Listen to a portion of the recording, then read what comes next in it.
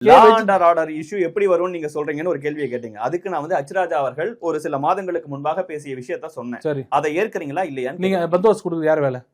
காவல்துறை வேலை சொன்னாங்களா? அது சார் ஒவ்வொரு தடவையும் ஒரு நிமிஷம் இருங்க. எங்களால ஹெச் ராஜா அவர்களை அடக்கவே முடியலைங்க, அவர் பின்னாடி பெட்டாலியன் இருக்குங்க, எங்கள்கிட்ட ராணுவத்தை கொடுன்னு கேட்டீங்களா? நீங்க ஜம்ப் பண்ணி அரெஸ்ட் பண்றீங்களா? அரெஸ்ட் பண்றது உங்களுக்கு பூசா? நீங்க அதை ஒரு காரணமா காமிக்கிறீங்களா? ஏன் அலோ பண்ண மாட்டாங்கன்னா இதுதான் சட்டம் ஒழுங்கு பிரச்சனை வரும். ஆமா, ஒருத்தர் அவர் பேசணும். இப்ப நீங்க சொல்ற அந்த தீபத்தூணுக்கு எப்படி எதன் வழியாக போகணும்? எல்லாம் ஒரே வழியா தான் போகணும். நீங்க ஆடு வெட்டுறீங்களா, அவங்க இதை வழியா தான் போகணும். அதான் சொன்னேன், ஆடு வெட்டுறதுக்கும் தூணுக்கு எடுத்துட்டு போற நெய் விளக்கு எடுத்துட்டு அவங்க லேண்ட் சார். யாரு படிக்கட்டுகள் ரைட்ஸ் போறது நமக்கு உண்டாச்சே. வழி நம்ம வழியா போலாம், அந்த வழியா போலாம். மேல விளக்கேத்த போகும்போது வேற எந்த சட்டம் ஒழுங்கு பிரச்சனையும் நடக்க வாய்ப்பே இல்லை. எங்க இருக்கு சொல்லுங்க?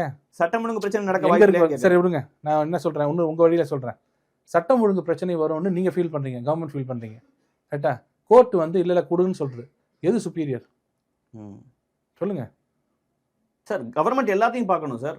நல்லா நான் தெளிவா சொல்லுங்க.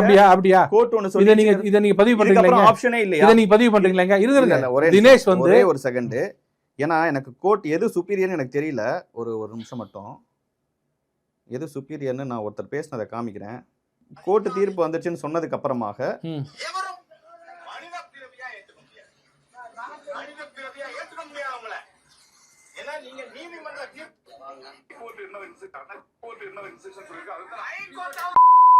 சரி சரி சரி இதுக்கு எங்க போச்சு? எது சுப்பீரியர்னு கேட்டதுக்கு உங்க இல்ல நீங்க இப்ப இதுக்கு எங்க போச்சு இந்த கேஸ்? இந்த கேஸ் எங்க போச்சு? எங்க எது வரைக்கும் போச்சு? கோர்ட் ஒரு தீர்ப்பு கொடுத்துருங்க. இது தலைவர் வந்து கோர்ட்டாவது அதாங்க வார்த்தை சொல்ல கூட முடியல. வேண்டாம் இந்த இதுக்கு அவர் எங்க எது வரைக்கும் போய் என்ன ஆச்சு தெரியுமா? கோர்ட் கேஸ் என்ன ஆச்சு தெரியுமா? விட்டாங்களா? அப்படியே விட்டுட்டீங்களா எல்லாருமே?